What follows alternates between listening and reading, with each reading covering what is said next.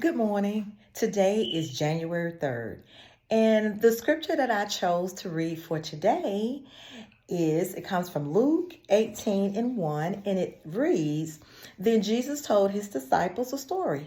He wanted to teach them that they must continue to pray always, that they must not want to stop. So, with that being said, my little thing about that particular scripture would be this. Um, I have two adult children. And so, no matter what they do, if they listen to me or they don't listen to me, my job is to pray for them. My job is to always pray for them, whether they're being good or whether they're being bad. I'm to pray for them because when they become adults, you can't really tell them what to do, but you can encourage them. They can go by how you live your life. And then the most important part of this thing is you give your children back to the Lord. And when you give them back to the Lord, you also have to do that part where they speak on in Luke 18 and 1. You must always continue to pray. Always. Never stop praying. Doesn't matter if it looks like it's working or not, pray. Because God gave us that weapon. And prayer is a very, very powerful weapon. Prayer can do so much. You will be so amazed once you get in the habit of praying. So I advise you to continue to pray.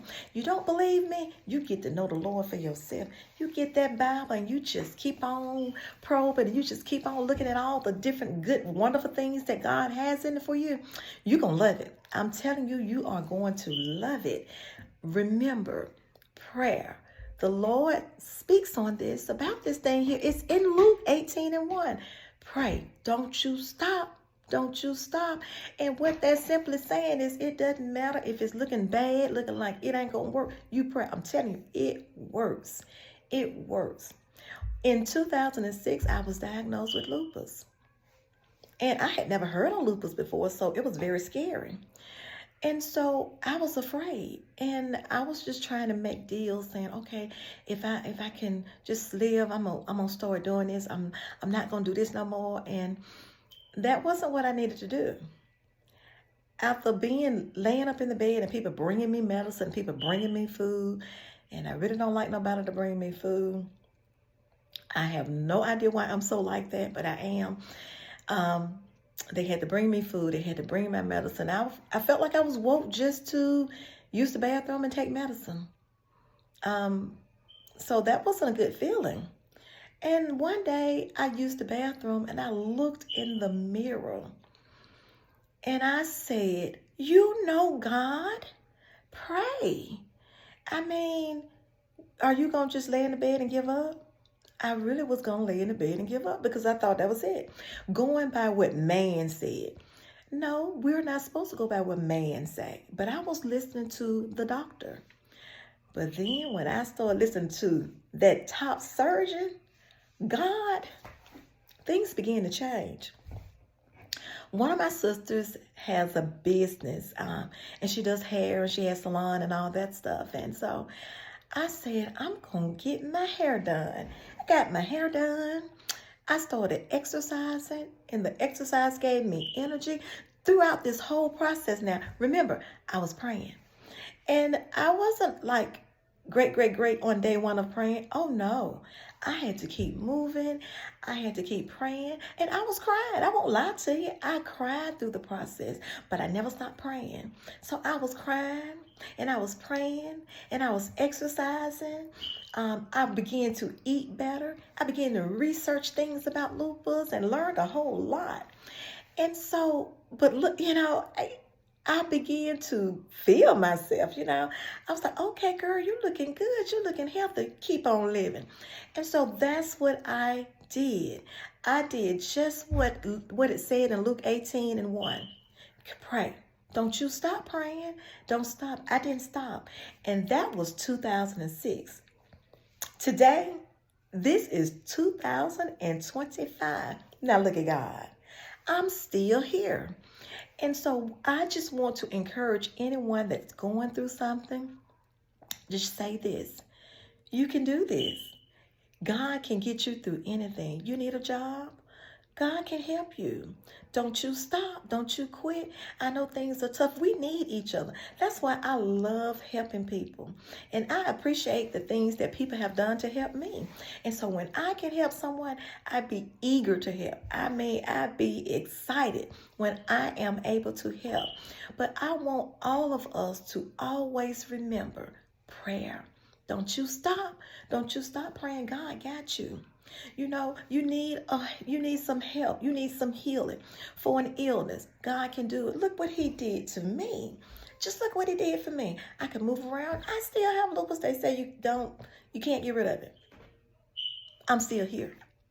He lets me cook. He lets me bake. I got 2 kids living here. 2 of my grandkids living here with me. I'm taking care of them. He lets me work. I'm telling you, it's nobody but the Lord. Nobody but the Lord. So I am blessed, and I want you to be blessed, and I want you to have a great day.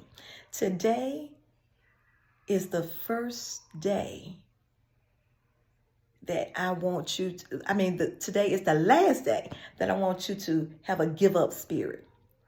The last day. This is a new day. No matter what happened yesterday, last night, last week, I don't want you to think about that. I want you to be a bold soldier in God's army. I want you to say, this is the day that the Lord has made. I will rejoice and be glad in it. And whatever is in your face at you, whether it's the enemy, whether it's a situation, whether it's an illness, just remember this. Pray. God got you. There's nothing he can't handle. He got you. And if you need something, I want you to remember this too. Now, this was hard for me. God owns it all. God owns it all. I have been telling everybody, this house I didn't get. I wasn't able to get it. I've been telling everybody, God gave me this house. So someone said, well, what will you do if you lose that house? I said, that means he must got something better for me. He must be finna elevate me. You know what I'm saying? He must be finna elevate me. No worries. No matter the financial issues, I'm not worried. No matter what comes my way, he gave it to me. So if he want me to keep it, he'll keep me in here. That's how I'm looking at it, and that's how I want you to look at it. God got you. He's just that powerful. He's just that powerful. He can do things you didn't even think of. While you be sitting up trying to think about what you're going to do and how you're going to do something, God already figured that out. All you got to do is trust. Trust, have faith, believe, knowing that God can do the impossible and that he's an awesome father. He takes such good care of me. He takes real good care of me. I know I'm blessed. I feel blessed. I'm blessed. And so, share if you have some thoughts on this particular scripture and you want to tell me your take on Luke 18:1. I'm eager to hear it. That's just a little thought from me. So if you have one, just please share it so we can discuss it. I'll be looking on here, and I don't mind getting back on here discussing this thing with you. So just let me know. But that was my take on it, and I'd love to hear your take on this scripture this morning. So what I said I wanted to do, and you should know, well, this is only the second day that we've been doing this, but January 3rd, we've been blessed. God opened our eyes so we can see this day. So, hey, let's go be fabulous. I love to tell people, let's go be fabulous. Because God created us to just be fabulous. Each person has a good, has a gift, and they can just be fabulous. So I want all of us. So let's just go today and be fabulous. Be kind, be loving to everyone that you come in contact with.